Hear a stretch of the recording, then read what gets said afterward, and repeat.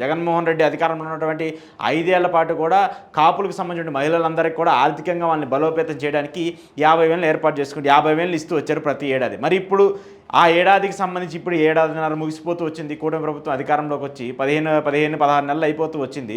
So, ఈ 16 నెలల్లో ఇప్పటి వరకు కాపు సంక్షేమ నిధికి సంబంధించి ఒక్క రూపాయి కూడా ఇచ్చినటువంటి పరిస్థితి లేదు.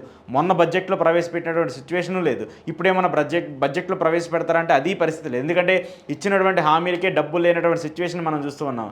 ఇప్పటికే ఈ ఏడాది ముగిసేటువంటి నేపథ్యంలోనే 2 లక్షల పైగా కోట్ల రూపాయలను అప్పు చేసినటువంటి పరిస్థితిని మనం చూస్తాం. సో, ఇచ్చినటువంటి హామీలనే ఫిల్ చేసే పరిస్థితి లేనటువంటి నేపథ్యంలో కొత్తగా కాపులకి అదనంగా నిధిని ఏర్పాటు చేసి అదనంగా బడ్జెట్లో డబ్బుల్ని ఏర్పాటు చేసి మహిళలకు కావచ్చు, లేదంటే కాపుల్లో ఎవరైతే వెనుకబడినటువంటి వ్యక్తులు ఉంటారో వాళ్ళకి ఆర్థికంగా ఏం చేస్తారు అనేటువంటి ఒక చర్చ కూడా జరుగుతుంది.